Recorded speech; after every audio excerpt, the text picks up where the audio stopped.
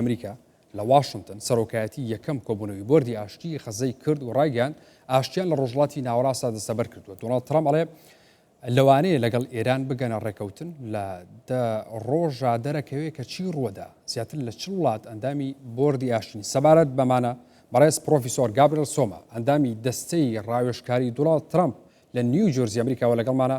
بەڕێز گابریل سوپاس مامەدەمونی بەڕێستان خۆشحاڵم لەگەڵمانی. هاوکارم پەیامدەری کوردستان 24 لە واشنگتنی ئەمریکاوە باسی لەوە کرد کە ئەنی ئەم بۆردی ئاشتی تەنیا بۆ غەزە نییە بەڵکو بۆ ئەو وڵاتانەیە کە کێشە و گرفتیان هەیە کە ینی شەڕتیان ڕوویاوە بۆ ئاشتیە لە ناوچەکەیە.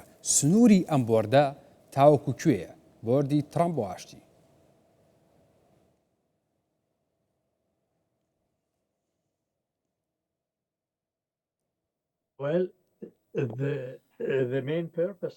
بەڵێ ئامانجی سەرەکی بۆردی ئاشتی ئەوەیە کە بۆ دەستەبەرکردنی ئاشتی لە ڕۆژهەڵاتی ناوەڕاست سەرەتا بۆ غەزەیە وەک دەزانن کە ئێستا غەزە بە تەواوی وێران بووە، هیچ کارەبانە هیچ ئاو نییە، خانووەکان بە تەواوی لە ناو چوون لە غەزە پێویستە بنیاتنانەوە هەبێت. ئەمە کاری لە پێشینەی ئەم بۆردەیە و دەکرێت 70 ملیار دلار کۆ بکرێتەوە بۆ بنیاتنانەوەی غەزە. ئەمە ئەوەندەی پێویستە و سەرۆک ترامپ ئێستا لە گەڕی خولی یەکەمی سەرۆکایەتی سەرۆک ترامپ کەوتە داوی خۆشەویستی غەزەوە و خۆشەویستێکی بۆ غەزە هەبوو و ئێستا ئەم بۆردەی ڕاگەیاندووە بۆ بنیاتنانەوەی غەزە. لە خولی یەکەم سەرۆک ترامپ پێشتر ئەم خۆشەویستی بۆ غەزە هەبوو، ئێستا لە خولی دووەمی سەرۆکایەتی غەزە بە تەواوی وێران بووە. ئەو دەیەوێت غەزە وەکو شیکاگۆ و نیویۆرکی لێ بکات چونکە دەزانێت هەڵکەوتەی جوگرافیای غەزە باشترین هەڵکەوتەی جوگرافی هەیە لە تەواوی جیهان. کەشوهەوایەکی زۆر جوان و باش لە غەزە هەیە و ئێستا خەڵکی غەزە خەڵکەکەی شایەنی ئەوەن کە کەشوهەوایەکی خۆشیان هەبێت، خۆشگوزەرانی لە وڵاتەکە هەبێت. ئەمەیە ئامانجی سەرۆک ترامپ. بەڕێز گابرێل وایە توانین بڵێین بە گەڕانەوەی ئاشتی بۆ غەزە ئاشتی گەڕاوەتەوە بۆ ڕۆژهەڵاتی ناوەڕاست؟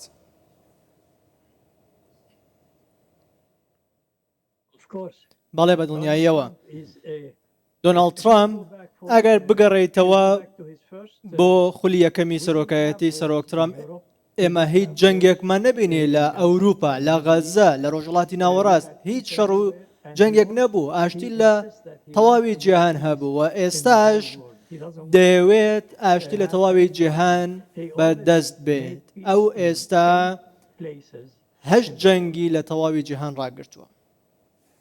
زۆر باشە. ترامپ دەڵێت دەبێت ئێران بێتە ئەندامی بۆردی ئاشتی. ئایا هیچ داوایەکی لەم شێوەیە بۆ ئێران هەیە؟ ئێران ئامادەیە بێتە ئەندام؟ ئەگەر بێتە ئەندام ناوکۆکیەکان لەگەڵ ئێران کۆتاییان دێت؟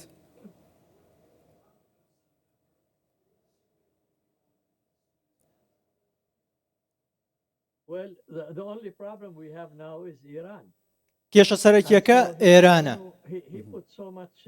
ئەو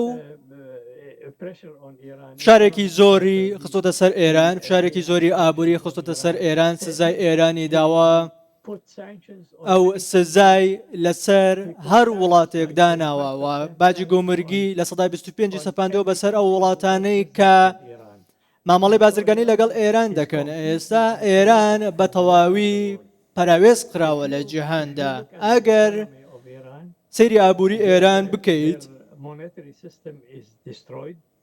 سیستمی بانکی وڵاتەکە بە تەواوی لە ناوچووە و پارە لە ئێران هیچ بەهایەکی نەماوە و ئەگەر بتەوێت شتێک بکڕیت کە بەهاکەی $10 بێت دەبێت یەک جانتا پارە تمەن ببەیت لەگەڵ خۆتە بۆ ئەوەی بچیت شتێک بکڕیت کە بەهاکەی تەنیا $10. بە تەواوی ئابووری لە ئێران لە ناوچووە وێران بووە و گەلی ئێران کە لە هەمووی گرنگترە.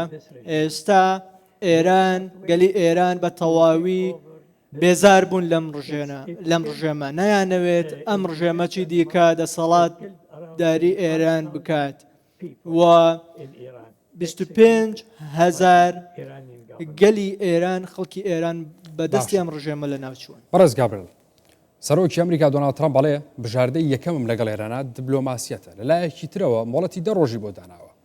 پێ دوایە لەم دەڕۆژەدا بژاردەی دیبلۆماسی ترامپ سەر بگرێ تۆ گەشتبینی ئەگەر بژاردەی دیبلۆماسی سەرنەگرێت چی ڕوودەدا؟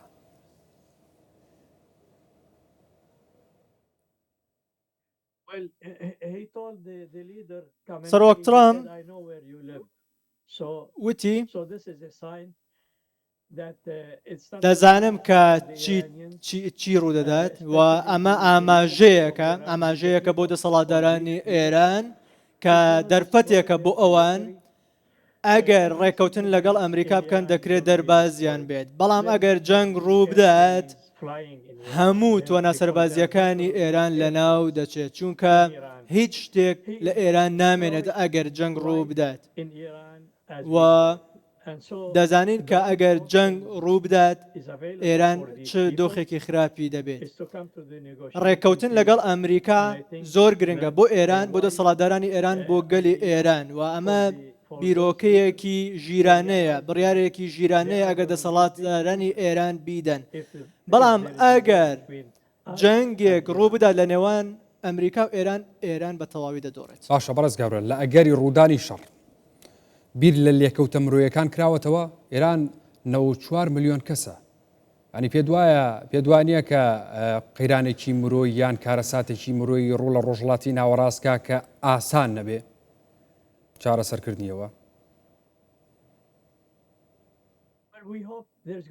هیواخوازین ئاشتی هەبێت لە نێوان ئێران و ئەمریکا و هیواخوازین جەنگ لە ئێران ڕوونەدات بەڵام ئەگەر دەسەڵاتدارانی ئێران بڕیار بدەن کە دوور کەونەوە لە ڕێککەوتن وەکەوەی کە ئێستا هەوڵ دەدەن ئەو کاتە دەبنە گەورەترین دۆڕاوە چونکە لە سەرەتا ئەگەر جەنگ دروست بێت گەلی ئێران دەبنە قوربانی و دەسەڵاتدارانی ئێران دەدۆڕێن و هەموو شتێک لە ئێران لەناو دەچێت. چی ڕوودەدات چی ڕوویدا دوایەوەی کە ترامپ قاسم سولەیمانی لەناو برد هیچ شتێک ڕووی نەدات هیچ شتێک ڕوونادات ئەگەر دەسەڵاتدارانی ئێستای ئێرانیش لەناو بچێت بۆیە گەلی ئێران ئێستا زۆر ئازار دەچێژن بەهۆی هەڵاوسان بەهۆی خراپی دۆخی ئابووری و ئێستا کارەساتێکی زۆر لە وڵاتەکە هەیە. بەڕێز گابرێل ڕۆژهەڵاتی ناوەڕاست بە یەکتربڕی بەرژەوەندی سلێزەکان ینی دائەندرێ ینی ئەوترێت ئەوەی کە ڕۆژهەڵاتی ناوەڕاست بکرێتە دەست ئیترەوە حکمی هەموو دنیا ئاکات هەموو دنیا لە ژێردەسایە جیهان بەڕێوە بە ئەمریکانی یازێکی وای هەیە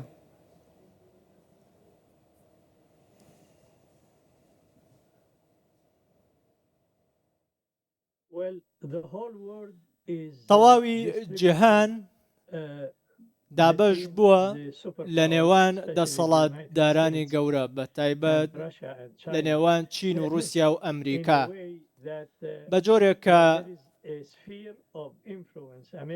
ترس و کاریگەری هەیە ترس هەیە لەوەی کە ئەمریکا هەژمونی خۆی لە تەواوی ڕۆژهەڵاتی ناوەڕاست بسەپێنێت. ئێستا ڕۆژهەڵاتی ناوەڕاست لەژێر هەژمونی ئەمریکایە و ئەمریکا ڕێگە نادات بە هیچ وڵاتێک کە دەسوەردان لە کاروباری ڕۆژهەڵاتی ناوەڕاستکەن و هەژمونیان لەسەر ڕۆژهەڵاتی ناوەڕاستە بێت چ رووسیا بێت چ ئێران بێت چ چین بێت تەنیا دەبێت ئەمریکا هەژمونی لە ڕۆژهەڵاتی ناوەڕاست و بەسەر ڕۆژهەڵاتی ناوەڕاستە هەبێت. ئێران ئەگەر دەسەڵاتدارانی ئێران وایە بیر بکەنەوە دەتوانن قەوارەیەک بۆ خۆیان دروست بکەن و دوور کەونەوە لە هەژمونی ئەمریکا ئەوە بە هەڵەدا چوون. ئەمریکا خاوەنداریەتی ڕۆژهەڵاتی ناوەڕاست دەکات هیچ وڵاتێکی دیکە بۆی نییە دەسوەردان لە ڕۆژهەڵاتی ناوەڕاست کات چ چین بێت چ رووسیا بێت چ ئێران بێت تەنیا ئەمریکا تەنیا سەرکردایەتی سەرۆک ترامپ ئەم کارە دەکات سەرۆک ترامپ دەیەوێت ببێتە وڵاتێکی زلهێز لە ناوچەکە. بەڕێز پرۆفیسۆر گابریێل سۆما ئەندامی دەستەی ڕاوێژکاری دۆناڵد ترامپ لە نیوجێرسی ئەمریکا و لەگەڵ مامی سوپاس بۆ ئامادەبوونی بەڕێستان.